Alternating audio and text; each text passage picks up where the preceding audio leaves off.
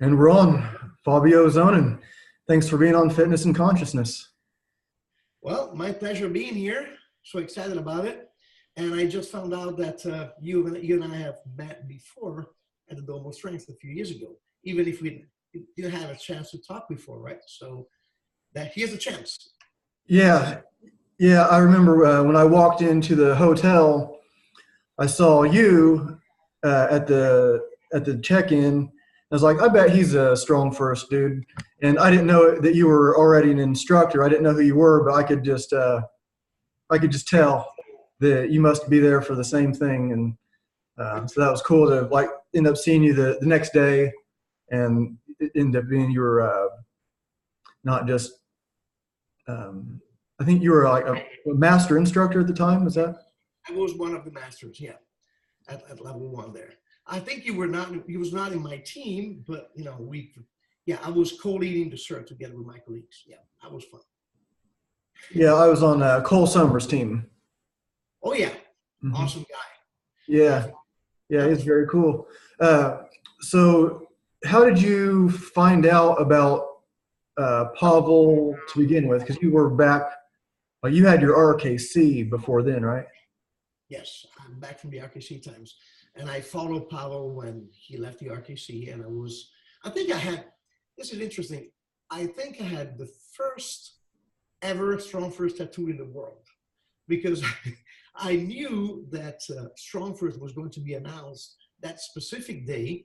And in the morning, I went and had my shield tattooed on my shin. So I'm there from the very beginning of StrongFirst, even though there are several colleagues that have been much longer with me than me with Pavel, back in the RKC times.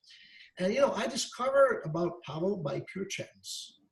And I'm sorry, this is not breaking news because I said this already during another podcast, but actually, someone went to the US and gave me brought back from the US, the Russian Cannabis Challenge book.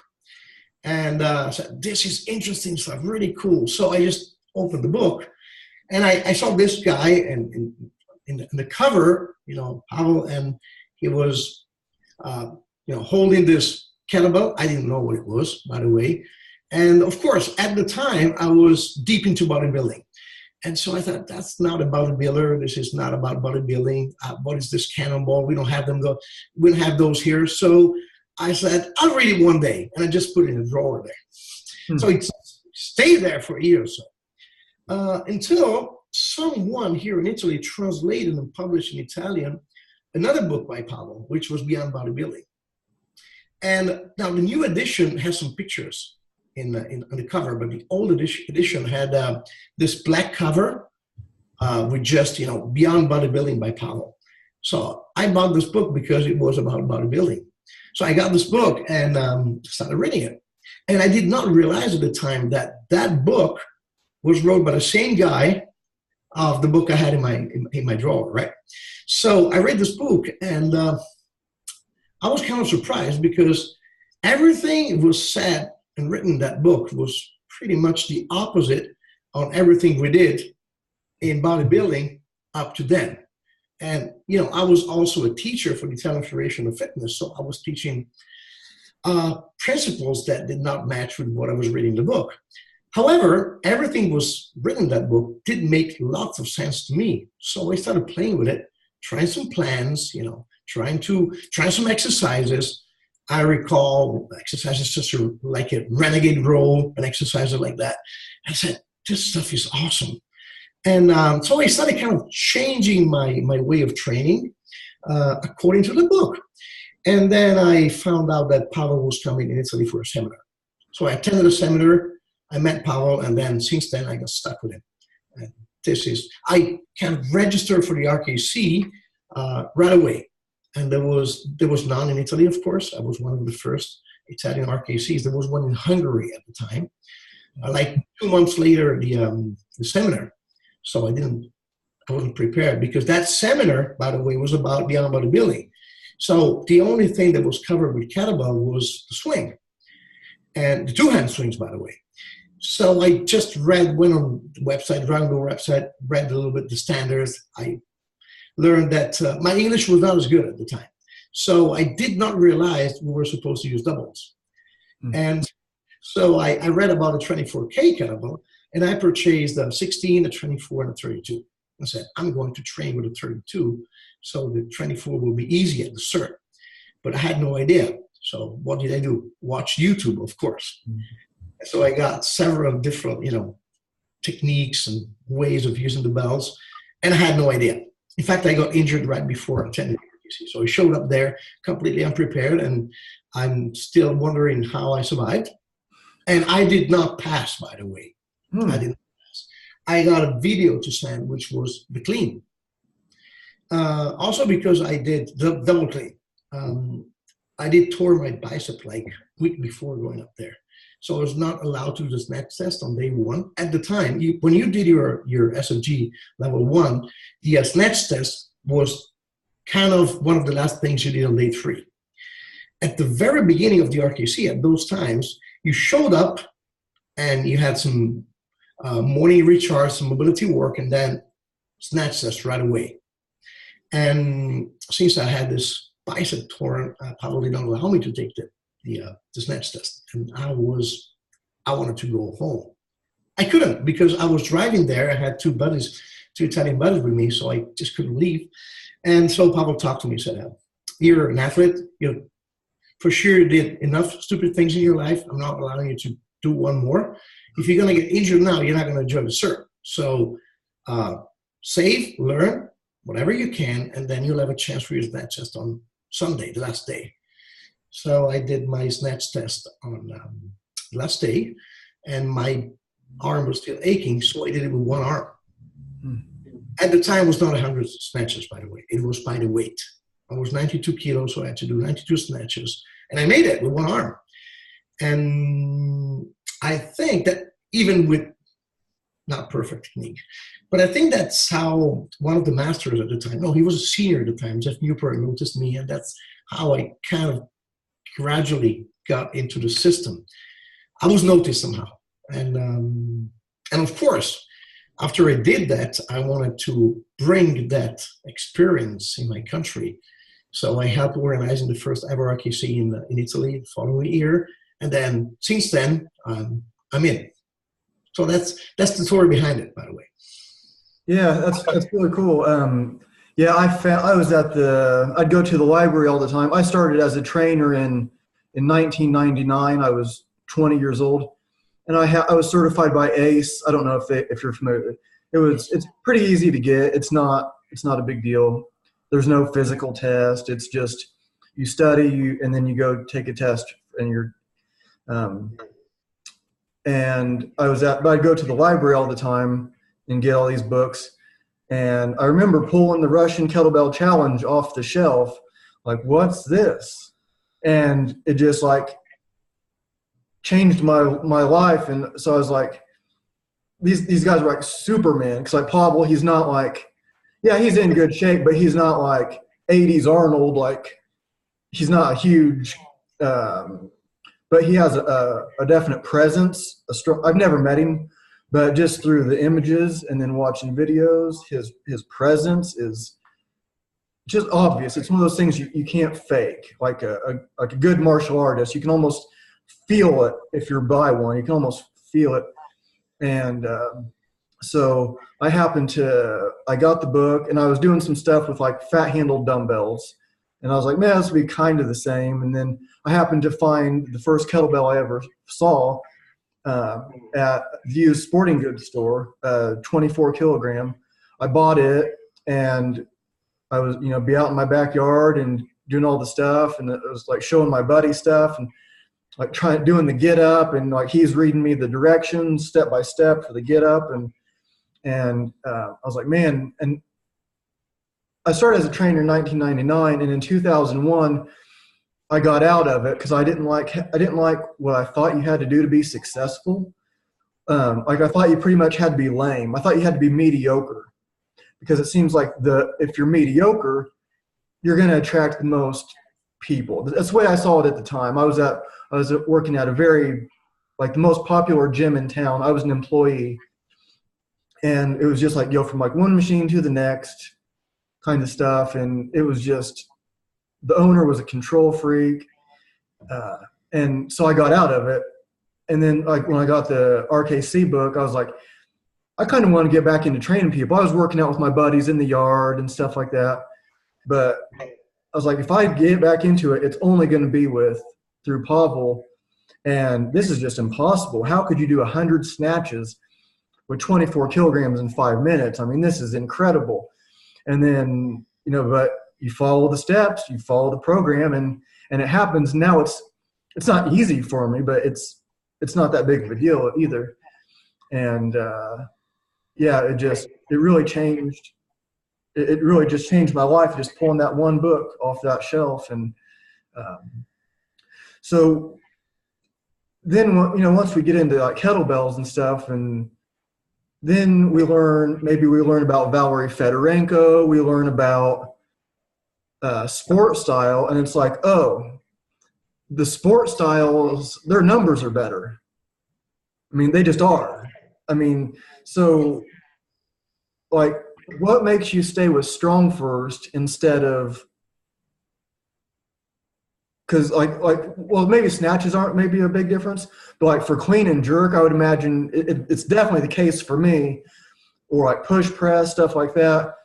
I can definitely do a lot more with sport style rack than hard style. So like, what made you stay with StrongFirst, or do you do a little of both?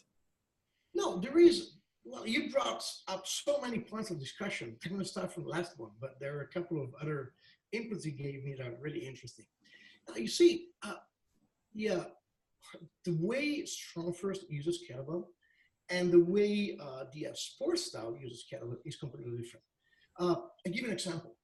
If you see a 100-meter sprinter and a 5K runner, they both run, right? Do they run the same? Mm-hmm. No. Which was right, which was wrong? It's just different. Each one of them runs in a way that's appropriate to their goals. Now, what is the goal of a kettlebell sport? Doing as many clean and jerks as you can in 10 minutes, or as many snatches as you can. So you do need to endure. You're not looking for maximum expression of power. You're looking for being able to hold the bells in the rack and do as many clean and jerks as you can in 10 minutes. Very specific goals. So everything that you do with kettlebells in that system leads you to that goal. So that is real kettlebell for kettlebell, and for kettlebell sport and kettlebell competition. In StrongFirst, kettlebell is a tool for other goals. First of all, our main goal is strength, and then from that you build other qualities, including power. So I like to think that we're kind of the sprinters of kettlebells versus the 5K runners, because what we do, we don't try to do as many clean and jerks or swings or snatches as we can. We try to do them exerting the maximum power as long as possible, and we do stop right before the power drops down and right before the form deteriorates. I'm not saying that those guys of the kettlebell sport don't have a good form. They do have a perfect form also. If they need lots of skill to do what they do. But you see, their goal is the kettlebell competition. Our goal is, well, several goals. What do we use kettlebell for? To become stronger, to become more powerful, for martial arts, for military, for conditioning. So for us, kettlebell is a tool, and what really counts are principles that are related to how to become stronger, how to become more resilient, and so on and so forth. While in the other case, kettlebell is the goal. So it's like when I assess the swing and I see someone swinging, first thing I say, remember, the kettlebell is not the goal. You shouldn't look at what the kettlebell does. You should look at your movement. Now, whatever the kettlebell does is the side effect of the movement you did. So as you see, so we focus on the movements, and then we use the kettlebell as a tool, as much as we use barbell and body weight. So pretty much we apply the same principles to different tools. But as soon as you know the principles and you know how to move, Tool is a tool. You can change it. So this is the main difference. So for us, the kettlebell is just one way of training. It has some great advantages compared to other tools, which, you know, the center of mass, the handle away from the center of mass, allows you to do ballistics, which are not easy to accomplish with other tools. I mean, you can with a barbell if you do Olympic lifting, but you know how many years it takes to learn proper technique in Olympic lifting. While you can do lots of very good ballistics with good form, you can learn that pretty easily with a kettlebell. So it's a tool that is easy to learn, easy to use, and delivers a lot. But again, it's just a tool for us. So this is the reason why I stayed with StrongFirst. And by the way, I mean, my past is bodybuilding and powerlifting. And interesting because, you know, after the RKC, I started applying some of the principles I learned to my deadlift, and I got my PRs. So that was the interesting part of it, what we call the what the hell effect. You don't know where it comes from, but it delivers. And again, swing is a hip hinge. Now imagine, if you think about the weight of the bell, which is not that much, 24 kilos, but when it comes back down in the backswing, and it's so much accelerator, how much does it weigh? I mean, force is mass multiplied by acceleration. So when you accelerate 24K, you have an effect that is very similar to what you could have for a very heavy barbell. And so it does transfer to other exercises.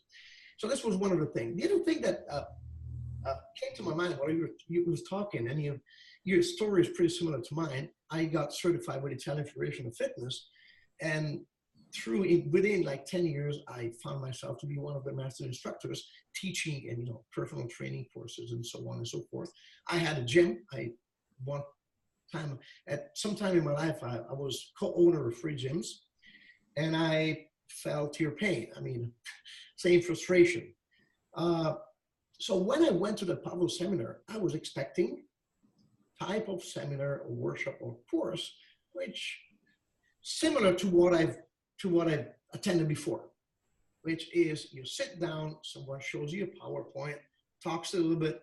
Maybe you go in a practice session where one person shows you an exercise or something. You take some notes, and then it's done. And the same was for when I got certified. I mean, I spent several weeks in a room watching PowerPoints, studying manuals. But the big problem is that if you don't train, you don't have a good coach. At the end, you don't know how to perform the moves. Of course, if you work in a regular, you know, commercial gym, just using a machine, that's pretty safe. I mean, it's not too much you can do wrong there. But when you start using barbells and free weights, things are different. So what really you know, was incredible for me that time is that I was expecting to sit down and hear this Russian guy talking about exercise and programming, and he almost killed us for 2 days. I mean, he had us working, and not only he had us performing the exercise, one other very different thing that I saw, when I was attending different courses or seminars, they used to teach you like 50 different exercises in one day. They just show them to you, and, you know, and that's it. And then you just copy and you try to do it the best as you can. Now, very few exercises. I think in 2 days we covered the kettlebell swing. We worked on the squat, on the pistol, the pull-ups, and the bench press, like 5 exercises in 2 days. But there was so much attention to the details. There was so much attention to proper form, proper technique. I mean, with the past in powerlifting and bodybuilding for several years, I started training with weights in 1983, and I competed in powerlifting in 1980, I think 5, and in bodybuilding in 1986 started. So I had some experience. I think I attended that workshop back in 2009.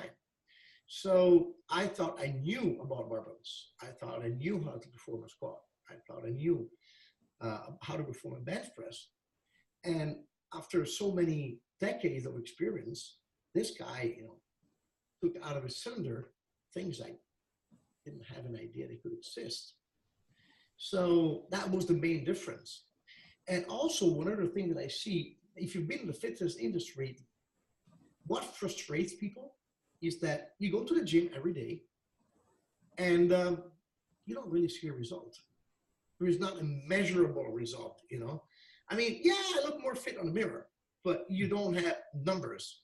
Unless you take a body composition assessment and you stay on diet and get measures and so on, it's something big that people don't see. I mean, I've seen people going to the gym for decades and look always the same and move the same, or people who do on machines lift lots of weight, and then when they walk, they're limping, and they have a hard time, gathering from the ground a piece of paper if it falls down. And so that's not fitness. I mean, if you can't move and if you can't perform, one of the things that, and this is related to what you said about the snatch test.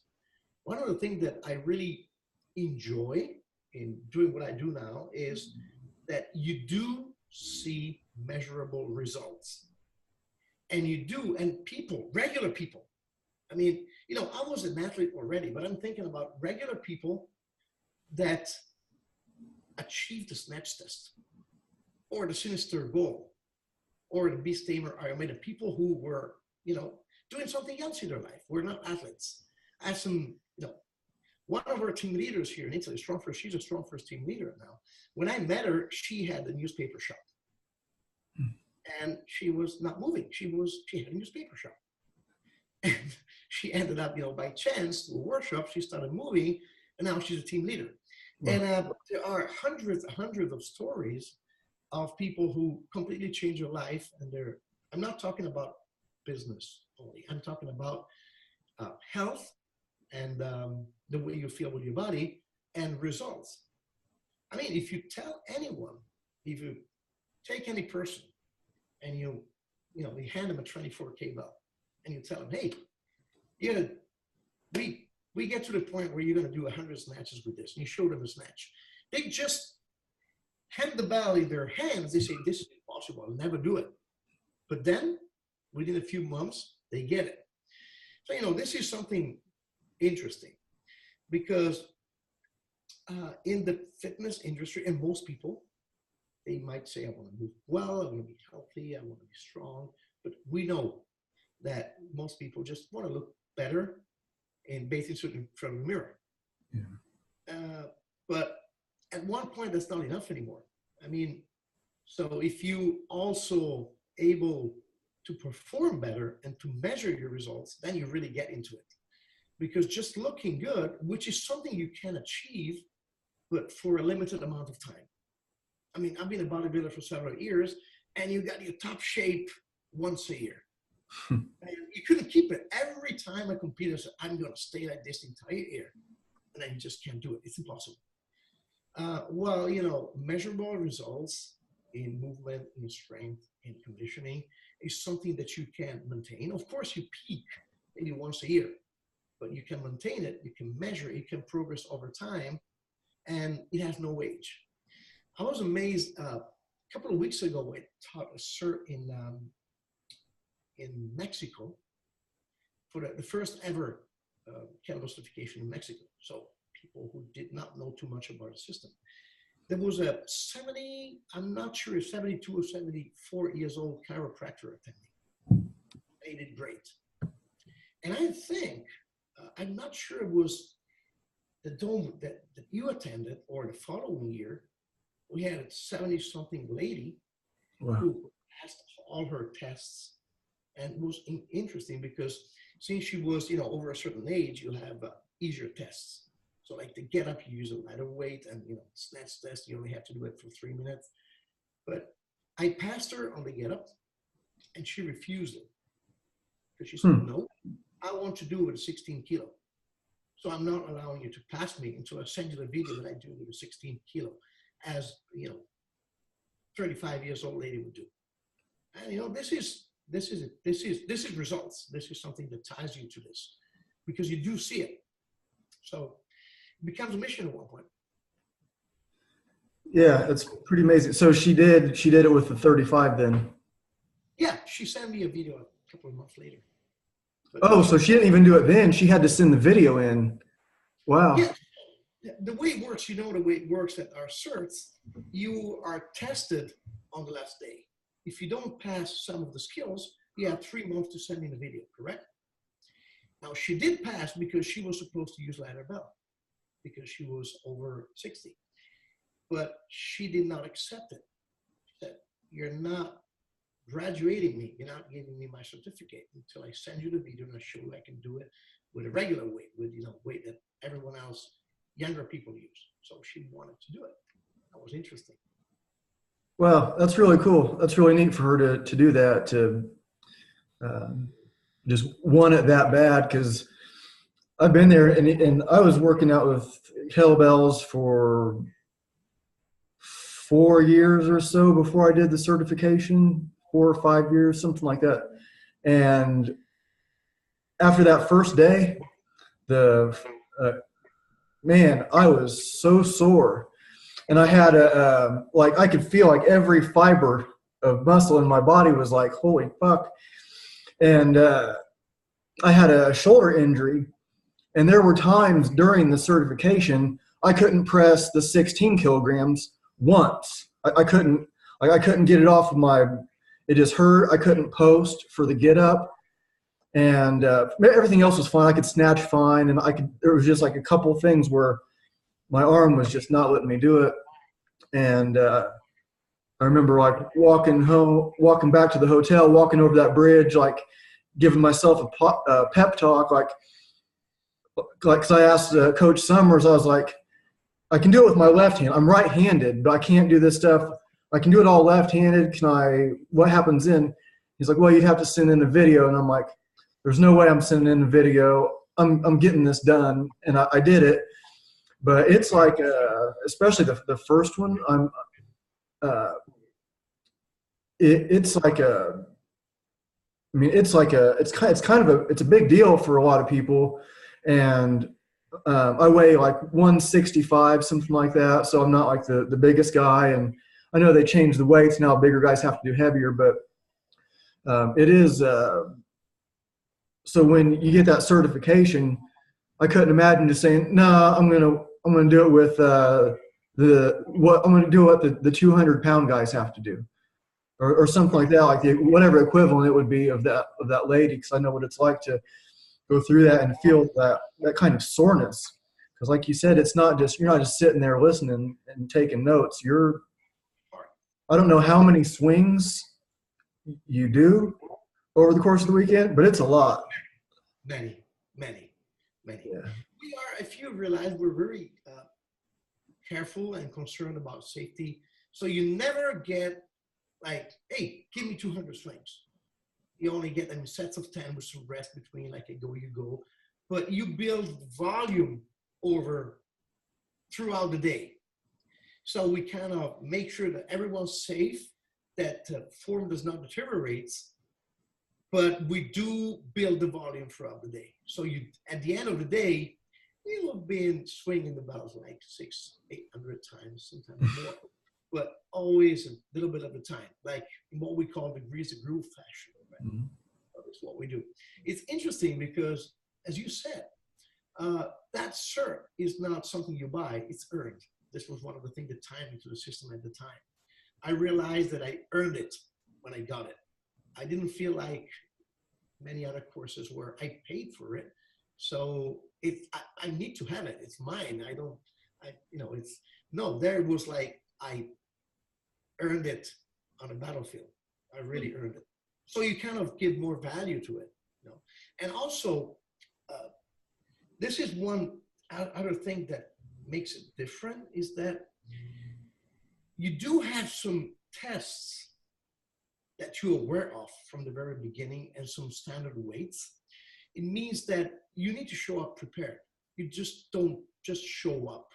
And one thing that in the fitness industry is not common is that you should know about something before you claim to become an instructor about that thing. I mean, if you want to become swimming instructor, you need to be able to swim first. Mm. So usually you've been doing lots of swimming in your life. Eventually you competed, and now you want to coach other people. And then you take an instructor course and you start doing it. Same applies if you ski or any other type of sport. If you play baseball, basketball, you do it first. So you know how to do it. You know how to do it really well. You have experience, and then eventually you start teaching it. You take a course, start teaching it.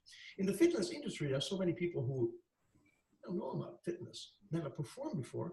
They just take the course with zero experience, and the next day they want to teach others, which is something wrong, in my opinion at least. It's not about just reading the books. It's like if you graduate and become a medical doctor, you don't do surgery the next day. You got years and years of practice first. So the fact that you know about this snatch test, you don't just show up. And I remember that one day I asked Pavel the purpose of the snatch test. And he said, well, easy. We have the snatch test in order to prevent people who we don't want from showing up. So you should, those who show up there do have a baseline that allows you to teach them to become instructors rather than just teach them how to perform the moves. You got DVDs, you got user courses for that, you got several other things. You don't really need to take a cert for that. And so if you want to get certified, you should know your stuff before, and you should learn how to teach it. There is a huge difference between being able to perform and being able to teach. I mean, a teacher is something different. Different story if you get people in a fitness center or machines. I mean, there's not too much to teach how to perform a leg extension. I don't think that's too much of a big deal there. Mm-hmm. But if we want to talk about a squat, which is much simpler than a ballistic movement, there's a lot you need to know about it. And you need to assess the movement. You need to apply corrections. You need to make sure the person is safe. You need to take a look at several different things because it needs to be legal and safe at the same time. So there's a lot going on there. So I think that's building quality in instructors. Well, you've been through it, so you know how it works. And of course, we challenge you. And one of the other reasons why some people take that cert, actually, several people don't teach. It's just because it's challenging. You want to challenge yourself. It's like you might want to do an obstacle race or something else. That's a challenge, but that is also a challenge. You want to see, I want to survive this and pass all my tests, get certified, not because I'm going to teach others, but because I want to show myself that I can achieve those results, which are not for everyone. And then eventually you'll start loving it and you want to teach it. Yeah, it is. Like you said, you don't just buy it. There was a guy on his snatch test. He was right beside me. I was already done. And I think I finished with, I don't know, maybe 30 seconds to go or something like that. And I was watching the guy beside me, and he got 99. The bell rings. And then he did 100 after the bell. And the instructor was like, no, 99 is not 100. And so he failed. He sent in a video. I think he even ended up getting his second level later. But yeah, they're not going to feel sorry for you. You're a nice guy. We'll go ahead and give it to you. No. 99 is not 100. So you can send in a video. And that's what I liked about it, is it's so strict. And like Pavel, like I was saying before, he's obviously in great shape and really strong. And I don't even know how strong. I don't know what he can lift, but I know he's very strong. And it seems like it is applied to other things, because I have his like martial power DVD set, and he can. It's to apply. It's not to just do a bunch of snatches. It's what can you do with that energy? What can you do with that power when you don't have a kettlebell in your hands? And that's what I thought was so cool about it, because he was like the first to really, or or at that moment in my life, so I've done jujitsu for a long time, martial arts, and he just made so much sense being able to apply the kettlebell, not just to get bigger biceps or something like that, but to have like fighting power and have whatever else you're wanting to do besides lift a kettlebell a whole bunch. Yeah, and this relates again to what we said before, which is cannabis is a tool for achieving something else. So you want to hit harder, you use a kettlebell for that purpose, which is the difference between what we do and the GS sport, which again is awesome, but it has a different goal. So if you think about it, the hip hinge is the most powerful movement. I mean, if you want to sprint, that's what you need. If you want to jump, that's what you need. If you want to kick or punch, this is what you need. Everything starts from there, right? The power starts from there. So, of course, if you become stronger and more explosive in your hip hinge, well, you do have a lot of benefits in other activities. And again, so what we do basically, we prepare people for their endeavors, their sport, their life with a kettlebell, rather than preparing them just for competing with kettlebells, which is awesome. I mean, many people in our system also do that. Yeah. And usually I wouldn't be able to do it. Wouldn't be trained for that. And again, my goal is different. My biggest dream is deadlift 300 kilos. So this is what I'm going to do before I die. You mentioned bodybuilding a couple of times, and something I thought was interesting about you. I don't know how long ago it was, but I already knew about you, so I guess it was within the last couple of years or so. You did another bodybuilding competition. I might be correct, but you were out of it for a long time, and you were going to just do it with the StrongFirst rep range, which is different than the typical bodybuilding rep range.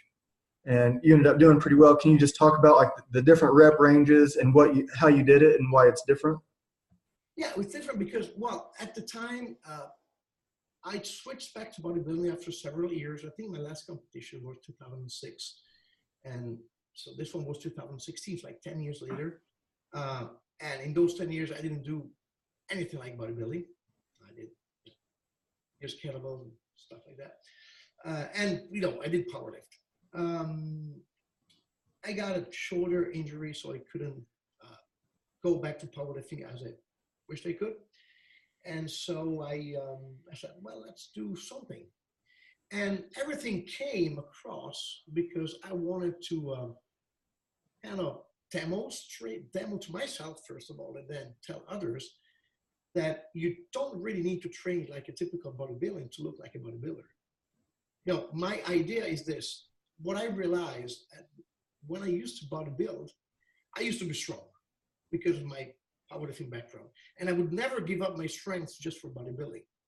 So I did like to look muscular, big and huge, but I wanted to be strong at the same time. So my training was based mostly on, fundamental exercises.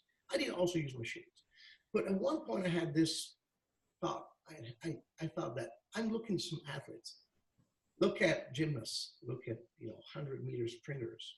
I mean, they don't do curls or anything like it, but they do have big arms. They do have beautiful bodies. So I thought maybe you don't really need, I'm not saying it's wrong, I'm saying there is another way. You don't really need to focus on the single muscle group and see if you can, I'm thinking about the patchwork, right? I gotta add some pecs, so that's some pecs. I'm gonna add a little bit of triceps there. So most bodybuilders think about one muscle at a time, which unfortunately does not translate into movement. And since, in my career, I got so many injuries, it took me some time with, Pavel's system to being able to move again. I didn't want to lose that. And I had this thought, if you move well, you look good. So I thought, if instead of training the single muscle, I train the movement pattern. And I make sure that movement patterns, I train them in a balanced way. So the way my body will look will reflect this. So I thought, okay, what do I need? I need a hip hinge movement, posterior chain. I need a squat movement. I need a horizontal press and horizontal pull. I need a vertical press and a vertical pull, and I need some contralateral movement for my midsection. So basically, I had 6 movement patterns plus the midsection work, so 7. If I train those like horizontal press, horizontal pull with similar volume and similar way, and I make sure that I don't forget any of those, I create balance among all of those, then my body should look balanced at the end. So I created a plan based on movement patterns. So I only trained 7 exercises and variety of the same exercises. So I had the squat, I had the deadlift, I had the bench press, I had the rows, I had the military press, I had the pull-ups, and I had some midsection work, which usually could be the Turkish get-up, could have been crawling and stuff like that. Well, maybe it wasn't always back squat. Sometimes it was front squat. So I did change within the same movement pattern, but that's the way I trained, and I did not do any calf work or any direct arm work. So no curls, no tricep, anything like it. And I showed up at the competition. It was a natural, national, not a big federation, but I got second place. And I did both categories, the over 40 and the other one. I got both second place, which was not winning, but still good result because I didn't do any pumping. Now, if you do want to compete in bodybuilding at one point close to competition, you will need to work on some high reps, your sarcoplasm, your glycogen stores, your vascularization, and stuff like that. But if you want to be big and look as strong as you are, you can without do any of those, and with a very minimalist approach and minimalist tools, so you can do it in your garage, in your home. And this is, of course, you develop different types of hypertrophy. Now, how do muscles grow? You can grow their contractile proteins, active myosin and so on. And this requires pretty much strength work, what we do. But then you can increase the size because the sarcoplasm increases. And then you need higher reps, all those pumping workouts and glycogen stores and phosphate stores. There's a lot you can do. So competitive bodybuilder at a certain level needs to focus on all of those. But there is a little problem there. Now, when you work on your contractile proteins, so you work on strength-based hypertrophy, and especially your fast-twitch fibers, that lasts long. It's slower, but it stays. If you start working high reps and you start working your sarcoplasm, your glycogen store, and so on, it's very quick to achieve, but very quick to lose. In fact, you do see many bodybuilders, they stay out of the gym 2 weeks, they shrink, right? While if you see a power lifter, he doesn't train for a month, he's as big as he was before. So I use that approach. So I use pretty much strength training. And the way I increased my muscular volume was by performing very high volumes of training. So several sets and several reps, which is not easy, especially with fundamental exercises. So the way I did it is basically using StrongFirst principles. First of all, I wanted to avoid getting injured. So second, I needed to put lots of volume with fairly heavy weights. How could I do so? Not easy. Heavy weight, usually low volume. The way I did it was working with buffer. What does that mean? Let's say that in a set, I could perform 10 reps. I would never do more than 2/3 of the reps I could perform. So my rep range was from 50% to like 66% of the reps I could perform with a weight. So if I do a squat, I could do 10 reps with a certain weight. I will do sets, let's say from 5 to 6, never more than that. This first of all, allowed me to keep perfect form until the end. But then this allowed me to perform several sets. So at the end, I did more volume. Now think about this: if you get a weight on your shoulder, and let's say it allows you to perform, I don't know, 10 reps, and you really go all out, you do all those 10 reps. After a couple of minutes, you won't be able to do 10 reps anymore. Let's say maybe you do 7, 8, and if you do another set, you'll do less, and then less. So maybe you're done within like 4 or 5 sets. And maybe you did 10, 7, 5. You end up doing like 23, 24 reps. But if I stick to 5 to 6, maybe I can do 10 sets like that. And so at the end, maybe I double the volume. So this is kind of approach I used. Also, the other thing was, not getting injured. If you go all out in your 10 reps, how many of those 10 reps would be perfect? And how many would be compensated with some, flaws in the technique? Maybe the last 2 or 3 won't be too good, right? But if I stay like at 50, 60, 60%, I can make sure that all the reps are with perfect form. So, I work on safety, and at the same time, I could gain some muscle. And it did work. It did work to the point that after that competition, I've been working a lot on this type of bodybuilding. Paul and I, we call this built strong. Like be as strong as you look as strong as you are. Yeah. And actually, I'm testing at these 2 years. I've been testing different protocols with several athletes with good results. Especially some Italians here who are doing really well, but natural bodybuilding competitions. I think that sooner or later, a seminar or a book or something will come out because I'm collecting so much data on that. And I changed the approach. I mean, those principles I told you about, stay there. But are you aware what Plant Strong is? Yeah, I haven't been to the seminar, but I know that it exists, but I haven't been to the seminar. Plant Strong, basically, it's an application of the former Soviet Union weightlifting methodology to the grinds. So instead of clean and jerks and to squat, deadlift, bench press, military press, and so on and so forth. And it's completely different from the Western approach. Very interesting. And I recall it took me some time to get it, to really get to know the system. I was lucky that I translated Pavel in here in Italy when he was teaching it. So, translating, you learn a lot. And then I've been translating the manual. And now, by the way, I teach those seminars now. But that is specific for strength. There's no interest in hypertrophy. So I started tweaking some variables and see if I could build some hypertrophy with it. And it works really well. Actually, more than expected, because the interesting thing is that people not only get bigger, they also get stronger and they stay safe. Of course, you do have to spend lots of time in the gym. That's the downside because the volumes are really high. But you're always safe.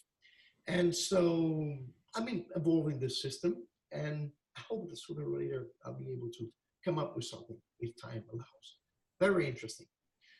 It kind of fills that gap, that some people want to just move better. Some people want to be stronger. Some people want to perform better. But no matter if you're a long distance runner, sprinter, if you're a fighter, if you just look for your fitness, everyone wants to look better in front of the mirror. That's something that is common. No one likes to look fat or out of shape or, with no muscle tone. So this is something that interests pretty much everyone. And finding a way to do it that does not compromise health is something I really like. And there's also one other thought I have behind this, because some people like to be fit, to look fit. And I'm thinking how many bodybuilders do look fit, but they aren't because they just can't touch the toes. But I'm thinking also that some people have different goals, endeavors. I'm thinking about people who have military, in law enforcement, or people who play a sport professionally. Now they have a big deal, a big problem. They can't be sore. Mm. They need to be ready. I mean, if you're a firefighter, you cannot give up saving someone because your legs are sore because you killed yourself on like a station day before. Yeah. So finding a way to achieve that, being strong and achieve the muscle mass you want to achieve, but also without being sore the following days, it's important. Or you do want to gain some weight because you want to change category, you're a wrestler, so you do want to put some muscles on, but your sport is wrestling, so you can't be sore for that. Here in Italy, there's a big deal of soccer, for instance. And now you do need strong legs, but you need to be able to use them. So it can't kill you with, high rep squat or anything like it a couple of days before your match. Otherwise, you won't be able to perform there. So there's a lot of things that are related to this, what I'm working on, which is interesting. I'm having lots of fun working with it. Yeah, it sounds really cool. It's another thing that I really like about StrongFirst because it's really scientific. Because you've been at this stuff for a long time. You could create a program in 5 minutes, and somebody could have an amazing benefit from it. But instead of like just cranking out something in 5 minutes, which you surely can, you're taking your time to dial it in with the measurable results over time. And I would imagine like the higher level athletes, because almost anybody can take somebody that hasn't trained and get some pretty decent results. Like what can you do with that person after a year? Or what if they've been training for what if they come to you and they're already strong and they're already ripped and they just want to do you know what to do then? So that's something I like about StrongFirst. It's got they're not just cranking out certifications like 1,000 different ones. For a long time it was just kettlebells, and then now it's body weight, and then the barbell, and it's not 1,000 different barbell techniques. It's 4, and I haven't done that one, but that's what I like about it. It's so precise, and so you see like some of these, it's getting like popular. Like these different companies, and maybe it's okay to some degree, but they offer like 50 different certifications for all these different things, and you see what they're doing, and it's like it's okay, but not like StrongFirst isn't trying to just be okay. It's the idea is to be like they say like elite, but not elitist or something like that. I think is might still use that one. Movements are the same. Those are the movements your body can perform. So you change the tool, but basically those are the movements, right? I'm thinking about something. You said something really correct. Everybody can have results when they're beginners. Any plan works, any plan for the first 2 weeks, especially with those who haven't been doing anything. One of the reasons why I love Zumba. If I say now, if Pavel hears me saying I love Zumba, he's going to fire me. But the reason for this, what did Zumba do incredibly? Because it's just fun. There's the music and it's like dance. I don't know too much about it, but Zumba brought some people who were sitting on the couch all day, who would never ever have started physical activity, to do something, which is good. The problem is that, okay, what's next? So, you go to a fitness gym, you start moving and you get results right away, but then those results stop. And so you don't find results and you start looking for variety. And this is what, functional training lives on this. People got bored after years using the machines and started doing functional training. And the idea was finding as many variation and crazy exercises as possible. And the more unstable you are and the more it's functional, but at the end, where are the results? You're just trying to kill boredness. You don't want to get bored. You want new things. Now, in contradiction to this, we do always the same thing. I mean, and so I get this question so oftentimes, like, don't you get bored? Well, you know, is having results boring? I mean, if you provide results to people, they will not complain because they do always the same exercise and they're boring. They will want to do those exercises all the time. I mean, think about this. An exercise that does deliver is the bench press. That delivers over time for one reason, because it's something you only do at the gym. I mean, people don't do anything similar. So people start going to the gym and they start getting strong in the bench press. They get big pecs, you know, they look good at the beach. And every Monday, 90% of people at the gym are doing bench press, right? Why don't you get bored of doing bench press? Well, because it delivers, right? And you get bored of other things because they don't deliver. So if something delivers, you want to do it all the time. So now it's interesting because sometimes they ask me, okay, what are you doing at the gym tomorrow? So, well, tomorrow I'm going to do deadlift, squat, military press, pull-ups, bench press, and rows, and then some get-ups and stuff like that. Okay, so what do you do the next day? Well, deadlift, squat, bench press, military press, pull-ups, rows. And the following day, just the same. And maybe just change the order, you know, or change the load, change the sets. But if it's important, do it every day. If it's not, don't do it. So maybe sometimes it's a bench press, sometimes it's a dumbbell bench press, sometimes it's a squat, sometimes it's a back squat, front squat, Zercher squat. It does change, but that's the same thing. Sometimes it's not a deadlift, sometimes it's a swing, but it's still the same movement pattern. How could you get bored? I mean, I'm getting close to 50. I'm still getting results. I mean, I did some PRs at the end of 2017. I hope at the end of 2018 do some more, so I don't get bored. No one gets bored about it with results. If you don't provide, if you don't deliver, well, they'll ask you for something else. And they see why they keep changing activity and stuff like that. But if you get results, you want to stick to that. Yeah, to me, it's kind of like is meditation boring? Well, kind of, you see, but it's getting more and more popular all the time just to sit there and not do anything for increasing amount of times, just sitting on a wood floor quiet for an hour. But like, to me, whether it's like deadlift or press or like a snatch test, or like when you get high numbers or whatever, like just the way it develops the mind.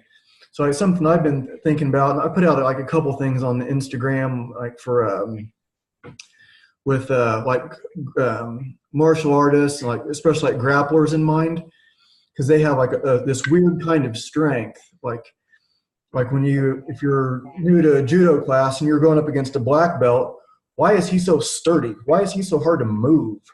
And like on the ground, like why does it feel like that? Like maybe I'm bigger than this guy, but why is it like that? Why can this?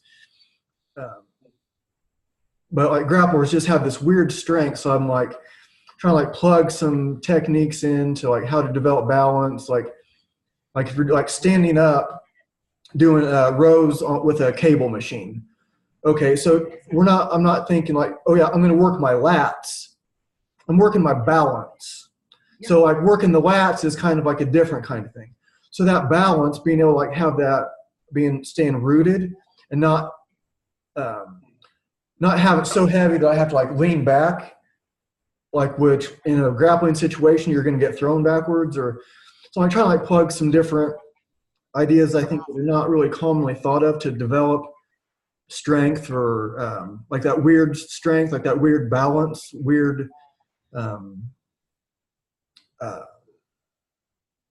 what is it, strength, like holding a heavy bag, like have the heavy bag like off the chain and just put it like in a chokehold and do squats, or like doing like some like body lock, or like, and you have just So you're using like your grip endurance, and it's kind of hard to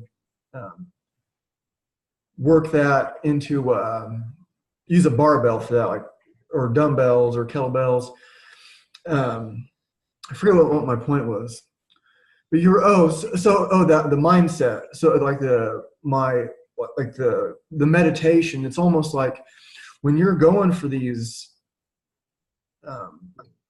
like perfect technique, like make each rep the best one you've ever done. Yeah, I've done 10,000 of these, but this next one's going to be the best one ever. I think that develops that kind of mindset. That's like that you're not really getting bored that way, because that concentration, you can't just get that, or it's a lot harder to get that from like a meditating and sitting on the floor. If I'm meditating on the floor, I got to pay my electric bill today, so I got thinking about that. But if you're doing the 5 minutes of snatches, or you're doing a deadlift PR, your electric bill is not going to pop into your mind. You're not thinking about anything except what's going on in that moment. So I can do the same things over and over again and not get bored. And I think it might have, like, do you see it the same way? Like because this mindset that you're in, Yeah, you see, this is a couple of things that happen is, first of all, when you aim to perfection, you keep searching for the perfect rep, you start discovering new details about whatever you're doing that you were not aware before. So it's a continuous discovery. Second, you learn to focus, which is very difficult. Now, bodybuilder mindset, you talked about rows before, is I'm working my lat, right? Or you say, I'm working my balance. I would add, you're just learning how to use your body as a unit. And you understand that if you want to perform the rows, and you get support is one thing. But if you want to perform the rows and be perfectly stable, you need to control at the same time every single part of your body. So you understand that there's a lot there. There's a lot of focus there. So you don't have any mental energy for anything else. And you start double checking every single part of your body, because everything must be in the right place at the right time and do the right thing. This is one of the reasons why I love so much the one-arm kettlebell military press. Even more than the snatch, because you see the snatch, I love the snatch, but the snatch bells, you just pop the bell, pop your hips, the bells get there, and you need to have full control at the lockout. But when you're pressing a heavy bell on one side, heavy, half body weight or heavier, for one reason. If I'm pressing a 12 kilo, it's no big deal, because it does not affect my center of mass that much, it doesn't shift it. But think about this, if I press a beast, imagine, which is way more than half of my body weight. When the beast is here, if my body doesn't know what to do, I'm gonna fall that way. Because the center of mass will go out of my foundation. And so I got the bell here. Everything that is below the bell, you must have full control of it. You need to stack your bones. You need to align yourself under the bell and drive all that force to the ground. If there's any little leakage of tension or any little imperfection in your position, you're just gonna fall. And as you're moving it and the center of mass is getting higher, you need to completely adjust your body under the bell to make sure that the bell stays exactly where it should be on top of your foot. And you need to move around. So everything that is below the bell must be under full control. And when you get up there, you must control your body completely. It's pretty much what you're doing if you're doing rows of cables and try to balance, right? You are achieving full body control. So you're turning what people see as an exercise for some muscles into a full body lift, which is what we do in any lift. Think about a push-up. How many poor push-ups have you've seen? But when you get to the point that you achieve a one arm, one leg push-up, well, that means that you have full control of your body. You know how to generate tension throughout your entire body and control every single segment, because a little mistake, a little flaw somewhere, you will just roll over and won't make it. You can't not even slight shrug your shoulder. You can't fail in positioning your hands on the ground. You can't fail in balance. Your midsection can't give up for a second. Your glutes can't give up for a second. Your knees can't give up for a second. Your feet, there's everything there. You know, you must be perfectly aligned. So it's incredible. And this is where you get to. I mean, you learn how to use your body as a unit and control all its parts at the same time. This is wonderful. Yeah, it's when people like want variety, or they'll think like if I get somebody that they're, because like, you know, some people contact me because they find me on the StrongFirst site, or they know I do, I'm like mostly, I do all kinds of stuff, but like kettlebell guy. But some people I get, and they don't know anything about StrongFirst. They never heard of Pavel. They don't know what kettlebells are. They don't care. And so even like so sometimes maybe they'll wonder why that there aren't curls in there. And you know, sometimes I got like one guy, sometimes we'll throw some curls in, do a drop set, like pump up the arms, but it was probably well over a year before he did any curls. Like, but his arms are like huge. Yeah, they're getting bigger from all the but so I was like telling people, like, even curls, if you're standing there doing a bicep curl with a dumbbell, it's still a total body exercise. Your legs are standing.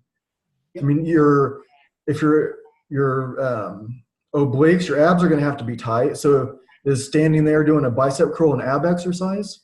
So I try to get people to think, like, instead of thinking that this is for the biceps, or this is so then if I can get them to think standing there doing a bicep curl is a total body exercise, is it worth it? You know, you have 45 minutes with me, an hour with me, and you know, most people they're not putting up any kind of struggle, or like, because they see the results. And but like some people will, like, getting people to that idea that using the body as a unit, like you're talking about, like the movements, like you're doing like this bodybuilding competition, which most people are like, I'm going to hit the brachioradialis more today, and that kind of thing. And you're just like, I'm going to push this way today. I'm going to pull this way. I'm going to. Yeah, exactly. Yeah. Which, again, I have nothing against, and I think at a certain point, if you want to be a bodybuilder, you do need to do that, but you should not do only that. I mean, foundation is the movement, being able to move and create. Think about this. I'm thinking about an artist who creates statues. He doesn't start with details.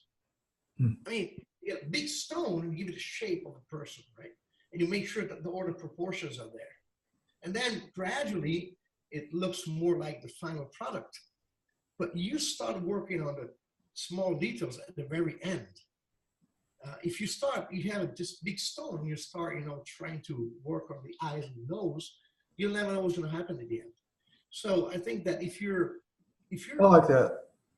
At one point, I mean, this is interesting because my challenge when I did the bodybuilding competition was no curls, no direct muscle work, no tricep extensions, no cuts. I'm testing them now. I mean, I added some curls, but it's like I did all the rest, and let's add some curls. But it's interesting, as you said, because there's different ways of doing it. I could put myself on top of a bench and do some curls here and try to focus on my bicep. Or if you take, 110 pounds bar and you want to curl it without cheating, well, that's a different story.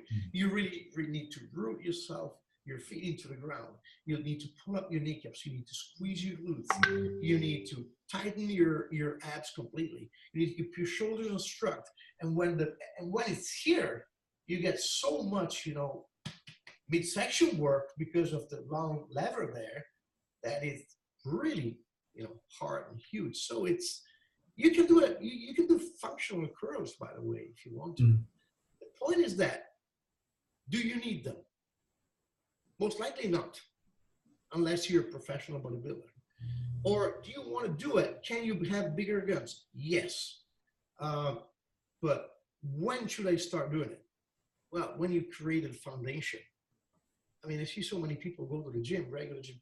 I've been, in LA 2 months this year, and I traded gold for the entire 2 months. And I saw I saw those, I call them the quarter bodies, because they only have a few muscles and the rest is not there.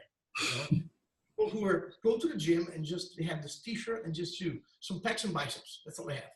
And then they turn over and you see there's no back there. There's no back, there's no legs, there's no glutes, there's nothing. It's just there. Whatever you need to put a tank top on a beach, unless, but you can't take your pants off, because there's nothing else there. Which, okay, if you like it, that's good, but I would rather create a foundation before adding the rest. So nothing against it, cool, but not as a starting point. Build the body from the center. That's the way you see it, if you want to build it. Yeah, I like the way you said that. Like when you're starting to carve out a statue, you don't start with the details. I like that. That makes a lot of sense. I just realized we've been at this for like almost an hour and 20 minutes. It goes fast. I could talk to you about this stuff forever. I'm not in any hurry or anything, but I guess what else do I want to talk to you about? So you're mentioning like gaining like the size, like there was a thing like as strong as you look, or as look as strong as you are, changing that. Like besides that, like what else do you see like in the future for StrongFirst, and like what is your role? Like what are you doing now, and what are you taking on as your challenge? Well, actually, now I'm pretty much I'm the CEO of StrongFirst, so I'm taking care of managing operations, and together with Pavel, visioning the future and working on new directions, new products, and developing new things. And actually, we have quite a lot going on, and several things will be announced ready. First thing will be a new book by Pavel, which is in the works. It's almost ready, and it's related to his seminar, Strong Endurance. So it's a totally different way of building endurance. And again, it's about like as for bodybuilding, we have the pumps. For conditioning now there is the high intensity interval training, which does work for a while. But still, you're sore the next day. You're sore for a few days.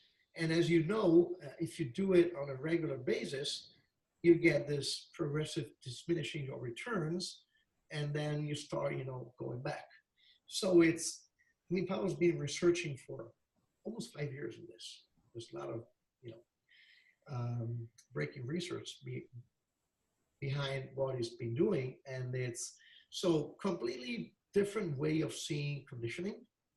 I can't say too much, but it's not going to be long before we see this coming out. So it's, by the way, it's managing lactic acid and trying to, rather than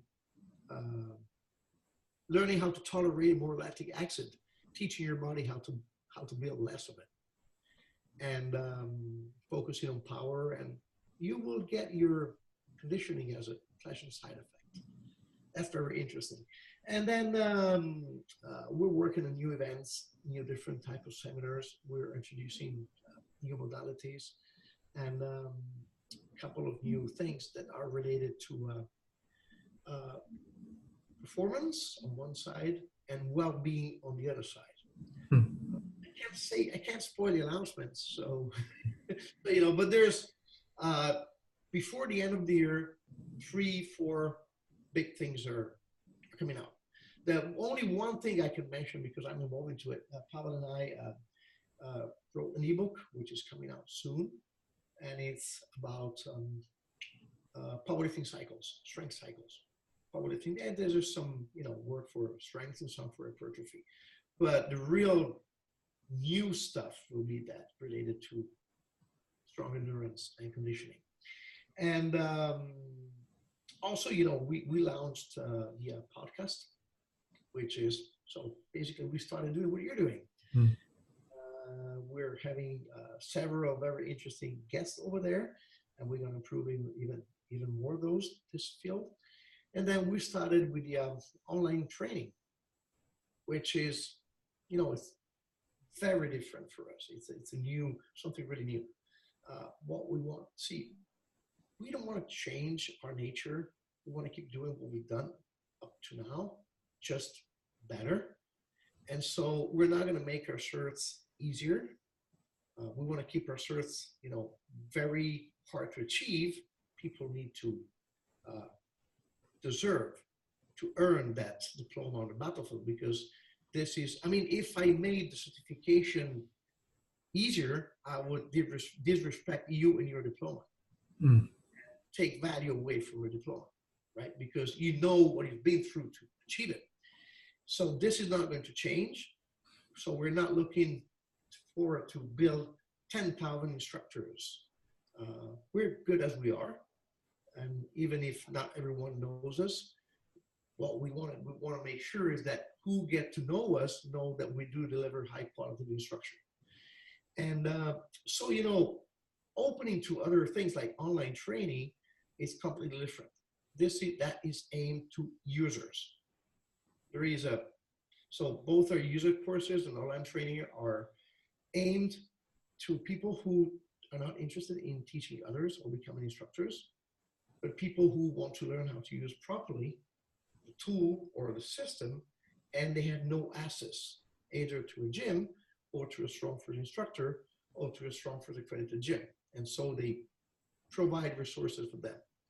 So, our growth is because we're opening new countries. We've been opening quite a few this year. We opened Czech Republic, we opened France, we're opening Spain now, we opened Mexico, we're going to Costa Rica. So we're going out there. But again, so if the overall number of StrongFirst instructors increases, it's not because we made it easier, but because other countries discovered us. But then we do want to offer something for those who might not be interested in passing all the standards and just need to use the battle for themselves, the battle or the barbell or the bodyweight. Now think about this. If you are a professional boxer, your goal is boxing, and you cannot spend precious time of your physical preparation to get ready for this next test for the SFG level 1. However, you do need to know how to use kettlebells because they might be a useful tool. So I do need to provide something that is useful for you, which will not require any specific standard to be accomplished, but I need to be able to give you the tools to get the benefits of the system. If you do have an instructor who can follow you close to where you live, where you perform, where you train, that's perfect. You don't need anything like it. But we do want to reach people who don't know about us, and who are not interested in becoming instructors, but just want to deliver them the message and help them to train better, get results, and have a better life. What will that online training look like? Will it be like a live session, or is it just like access to pre-recorded videos, or what will we have the first one already. We already announced the first one, and it's about kettlebell. We're working on others, and there's that one. There is Powell, there is myself, there is Lance Koffel, there is Brett Jones. There we take different parts. So you get the basics of kettlebell training, and you do have a platform. So on this platform, you do have the videos with instructions. You have another window with the videos of the drills to make that better. Plus, you have an online manual and some slides that go while the instruction. You see the slides. You have a downloadable manual, and then you have a forum. So when you have some questions, there is someone, namely Brett Jones, who answers and helps you, coaches you through. So it's not like buying a DVD. It's a real course. There is some interactive part. There is some interaction, but you can see it from different perspectives. So you see the instructor performing, teaching others, showing. You see all the drills that allow you to make things better. For instance, you look at the deadlift and the swing, you will see while Lance Koffel is teaching this, the deadlift and the swing, you will see in a small window me doing the glutes to the wall drill and all the stuff and all the drills that we use to help people achieve a good hip hinge, and so on and so forth. And then we have all the put into practice sessions, so that some exercise combos that are aimed to improve your skills. And then, of course, you're not aimed to give you a workout, but as a side effect, the workout will happen because you will, while you learn, you also have some benefits there. And then there is a programming section and some programs that you can download and you can follow to get better. So this is the structure, more or less, basically. And I think that the slides, the manual, and the forum is a great part of that. And by the way, we used, I don't know if you know Grace University, right? Yeah. So we're using their same platform. Okay. So it's really professional platform. So they did this first experiment with kettlebells and it turned out to be really good. So we're going to do some barbell and bodyweight stuff and some other stuff on mobility probably. And so, and again, we're not trying to take away the role of an instructor.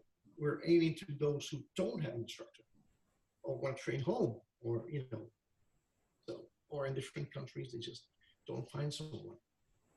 And of course, we started also the accredited gym program.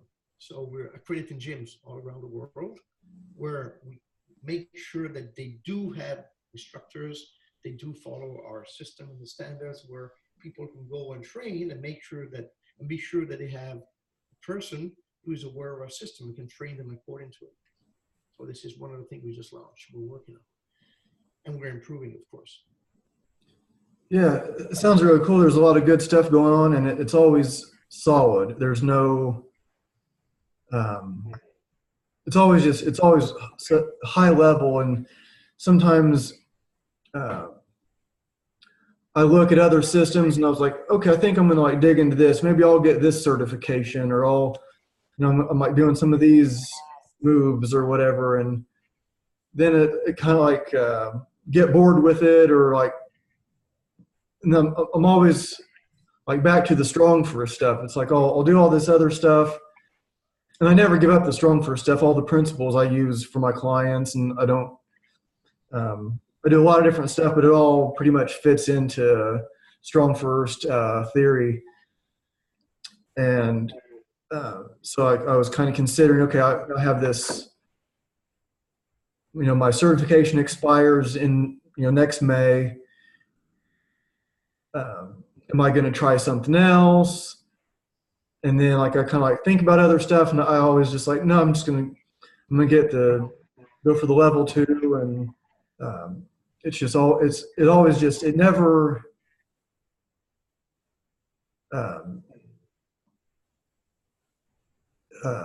it never gets old. I never feel like I'm at the end of it. I always see something where I can improve if I can just dial these principles in more and more. And so it's really cool to see that people can have, if they can't afford, $75, $100 an hour for a trainer or whatever it is that we're charging, or for classes, or that they can have some access to the real training from it. So is there anything else that you're wanting to get into, or did you have? I don't know if this might interest you, because you're, by the way, I'll see you in May. Don't take your level 2. I won't be teaching that one, because this year we're having the level 1, level 2, the body weight and the barbell is the same big dome, just separate 4 separate courses happening at once. So I will just say hi to you there, but I won't be one of the teachers. But we are launching right now the Unified Certification. We are realizing that we do need to help our instructors who want to stay certified. to stay certified. And so, as you know, the options for us are quite different from other systems. You just don't have to pay so much every 2 or 3 years and take a test, but you may come to assist. When you come to assist to a cert, well, you do get so much. You learn even more than when you took your first one because you're more relaxed. You see it from the other side, from the teaching perspective. But what we're doing now, see, if you had level 2 and then you had the body weight and then you have the barbell, you had to recertify in each one of them, which would lead to a higher expense and also a lot of time. So we're launching a unified research. It means that at any event, you can recertify at the same time with no extra cost, whatever you have.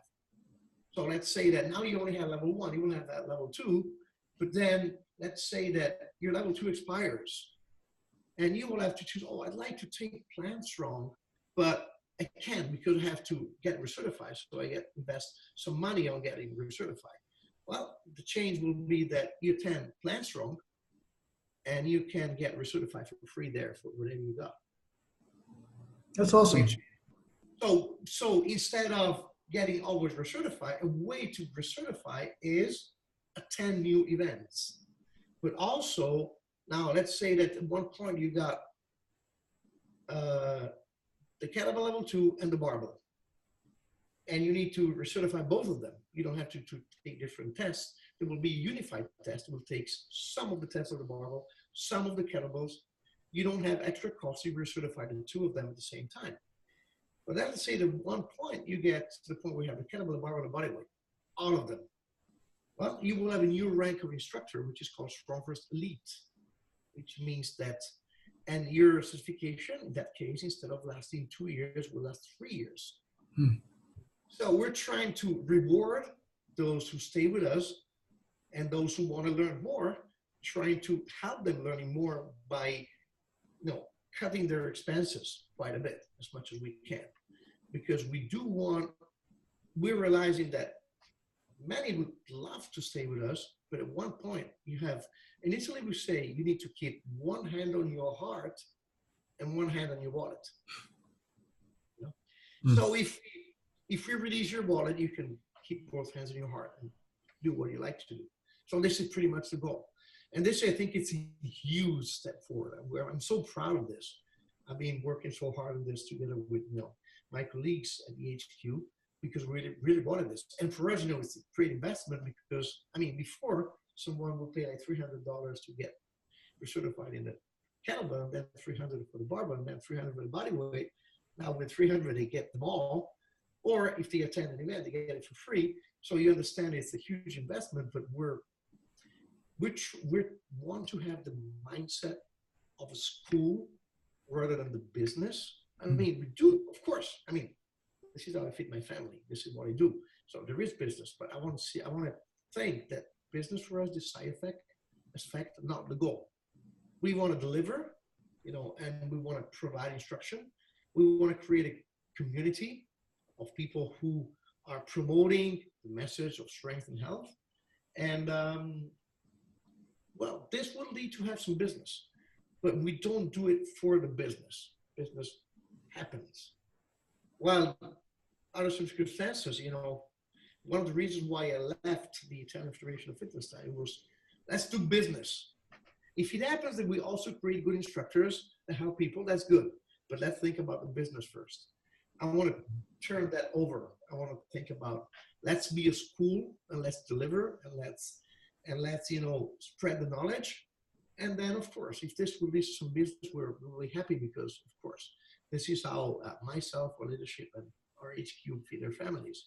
But again, we'd like this school to grow and to outlive us. I like to think that in 50 years, if I won't be here anymore, or let's say in 30 when I'll be retired, StrongFirst will still be there and will be grown and keep delivering high quality, information, knowledge, instruction, and so I hope I'll be sitting in my couch watching TV and be happy about it, and still training every morning.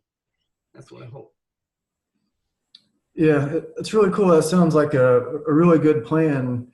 Because I've thought about those other certifications also, and And of course, I teach all sorts of stuff, but that's a good idea to be able to do it all at the same time and break on the price. Everybody likes to break on the price, and it's not like the prices are that crazy anyway. But for money's money, and if we can do what we want and save some money, then that's Yeah.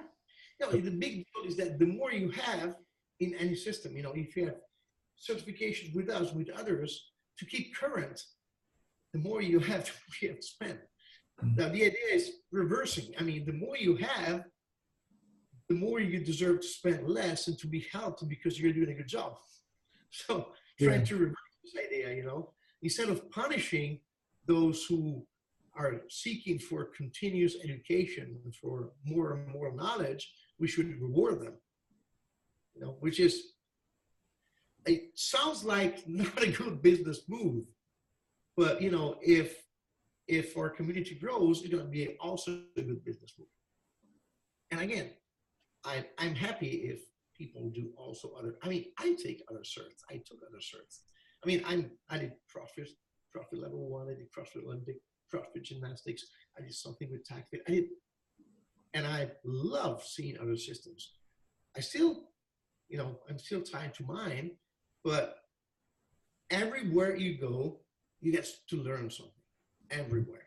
But it's interesting because teaching certs, you know, I'm realizing sometimes I see a student doing something, I say, oh, I gotta get that, I gotta do that. Because everyone, you know, even the last of your, you know, more beginner of your students, for sure, he will know at least one thing you don't know, you know, and will maybe by chance, but he will provide you some tips to allow you, that will allow you to become a better instructor, a better person. And also, if someone is so hard to coach, you become a better coach. So every time you go teach, you know, you're a teacher, you're a student at the same time, and every time you go back home, it's your, oh my God, I'm richer. I'm not talking about, you know, more dollars in my pocket. I'm richer. I got more knowledge. I learned so many things from my colleagues. We teach the same curriculum, but we have different styles, and maybe we have different way of communicating, and you keep learning. So yeah, if this is another thing, if people can stay with us and save some money, they can do something else, and I'm not jealous at all. No, not at all. The more you learn, the better it is. And when you come back to us, you'll have something to teach us that we can learn ourselves and use. So. Yeah, it's definitely a good philosophy. My youngest student is 10 years old, and there's like, so I teach them like strict technique. Of course, it's mostly like kettlebells and body weight stuff. And there's like a playground. I teach at a wilderness survival school, and outside there's like an adult-sized playground, so you could be on the monkey bars and your feet are off the ground, and climbing rope and all kinds of stuff. But so I'll teach them like real strict form also. And then sometimes I'll just like let them make stuff up. I'll just like crank up the music and here's a kettlebell, do whatever you want. And the 10-year-old, his name's AJ, he might be listening. He was like doing a snatch, and then he kind of like combined a snatch and a figure eight. So I've taught him the snatch. I taught him the figure eight, like between the legs. And he was like combining that. So he was like coming up, and at the top of the snatch, he was turning around and then like doing it like that between his legs, and then coming back up with the other arm. And he was calling out the spider, and I was like, that's actually pretty cool. I've seen a lot of kettlebell stuff. I've watched the Russians, Ukraine juggling, doing all sorts of weird stuff. But I haven't seen it. I've seen a lot of those pieces, but I haven't seen it put together like that. And he's 10, and all I did was give him the space and a couple techniques, and he just made this thing up. I haven't seen it before. Maybe somebody else has done it, but I was like, that's pretty cool. And so he was like kind of like fine-tuning it a little bit, kind of gets stuck in the middle sometimes. But yeah, being able to like learn, not just think you're already. Yeah, you learn something from the youngest among your students. Mm-hmm. So this is what happens. This would happen to me all the time. You know, one thing, just to give an example. Now, they get up. You know, we say, put your hand at 45 degrees, right? when you're lying down. And actually, it's 45 degrees of baseline, but you need to find your position, right? Now, think about this. The longer are your arms, so the longer are your limbs, the farther you're supposed to go away. If you have short limbs, you should be closer. Now, I saw this lady, and she was attending a sermon. She would do this before, before starting to get up to position her hand. She would put her hand on top of her hip and then extend the elbow. Now, think about this. The shorter your hand, the closer you are. The longer your arms, the further you are. So this is kind of perfect. It changes your positioning according to the way you're built, right? So I got that one from her, and I teach it that way now. And it's something, I mean, this lady did it by chance. She thought it was cool, and she just did it. I don't think she had a specific clue to do it, but I was there, and I said, oh my God. And now I quote this lady all the time. See, I saw this lady do it, and it's cool. It works. So if you don't feel comfortable in 45, try this, and you see that some people end up here, and some people end up there, according to how long their limbs are, and it does work. Of course, 300% of cases, but it does. So, it's one small tip that you got from one person who just did it by pure chance. You learn all the time. Yeah, that's really cool. Yeah, I'm not in a hurry to rush you off or anything, but we can start to wrap it up if you want. Did you have any final thoughts for us? And do you still do are you just training at certifications and stuff, or you still do private lessons or anything online? Or I can't do that. I mean, I got now StrongFirst is a full-time job for me. I teach certs, and during the week I just help managing the company. So I don't do anything like that anymore. I don't need to promote my business anymore. My business is StrongFirst right now. My life is StrongFirst. So yeah. So I don't need to do a sales pitch. Come and be trained by me. Well, I do sometimes. This is something I do sometimes when I create new plans. I just distribute some plans to some people as guinea pigs, as long as they provide full feedback. So if someone wants to reach out to me for that, I'll be glad. And my email is very complicated. It's Fabio@strongfirst.com, by the way. Yeah. Easier than that couldn't be.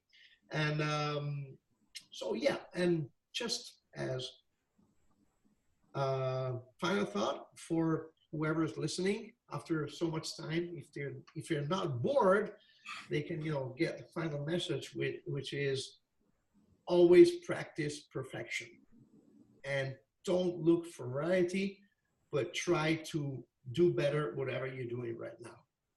You won't get bored by results. And was not written anywhere, just came out here.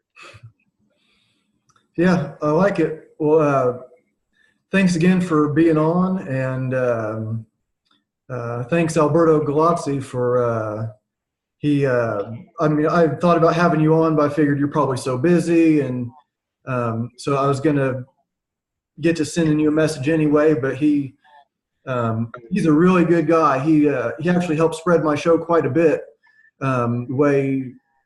Something that I thought was really cool with him was I could see that not only did he share it, but then I saw TACFit this and this shared it, TACFit this and this shared it. I could see that there was just this, it was exploding. And when you look at my numbers on my analytics, there's a big spike. And there's a lot of as I put the show out, it goes up, and then a couple days over, it goes back down, and then it goes up as I put out a new show. But there's the biggest spike on the whole thing is Alberto Galazzi, and it's probably because of him, but also because of whoever he surrounds himself with. And so he has he was really, really cool guy to have on. And so he hooked me and you up. And then he, with Mara, UFC fighter, Mauro Romero Barella. And I've had UFC trainers on, but never anybody that was in the UFC. He hooked me up with her. She was really cool. And so he's like, big thanks to him. And and it just really goes to show me how much it matters, like who we surround ourselves with and promote each other. Because it's not like I learned it's not like a competition. Like there's a StrongFirst trainer right down the road from me. I had him on the show. He can promote his business on my show. I don't see him as my competition. I mean, someone might be able to see it that way. So somebody might choose him over me. Okay, well, I have no problem with him. If you want to work with him, he's great. So the more I see it, the more, and he helps me because to have people at this level on the show. And so the more I see it, like in StrongFirst, it's kind of the same way. You kind of develop this bond. If you've been through the certification, if you've been there, you know what it's like. It's kind of like if you're doing martial arts with somebody, you can have a really respect for like your friend, but it's another thing when you did some hard grappling or you did some hard kickboxing. It doesn't matter who won or who lost, or maybe they're not very good at all and you're awesome, or like this, the respect that, you came you stepped on the mat, you know what it's like. And so just like this real like brotherhood and sisterhood, so it's really cool to be part of StrongFirst. And from the moment that I, kind of similar to you, when I pulled that book off the library shelf and I'm reading about these guys, and then now it's like I'm one of them, and I don't feel like I'm at the highest level. I mean, I look at you, I'm like reading stuff that you're doing, and it's like, man, I have a long way to go. I have so much to learn, but I'm on the right track, and I can prove it. And so it's really cool. So I appreciate you taking time. I know you're busy with. Well, I've been traveling, so that's why I couldn't do it before, but I love doing this stuff. And by the way, I also thank Alberto because I don't know if Alberto told you, but we're really good friends. And by the way, this Sunday, I'll be at his team leader meeting, co-teaching something with Alberto. And Alberto will be a guest at our StrongFirst Leadership meeting in a couple of weeks, by the way. So again, see, we're two different schools. However, we respect each other and we promote each other. I mean, Alberto had so much StrongFirst to spread in Costa Rica, for instance, in Brazil, and in Spain. And we're doing the same for him. Because again, competition sometimes just a killer of knowledge. I mean, if you're self-confident, you're doing well, or you're delivering, you're not afraid that someone's going to leave you. You're happy if someone goes to see someone else because you want them to learn more. And Alberto and I learn from each other all the time. And by the way, also Alberto knows very well Pablo. Sometimes we hang out together. So and I, by the way, I just had a couple of messages changed with him right before our podcast here today. So yes, thank you, Alberto. And again,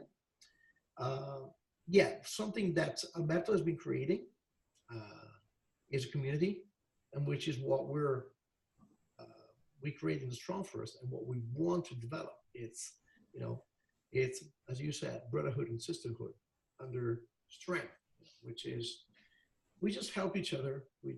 If you're strong and if you're self-confident, I'm talking about physical strength, strong as a person, self-confident.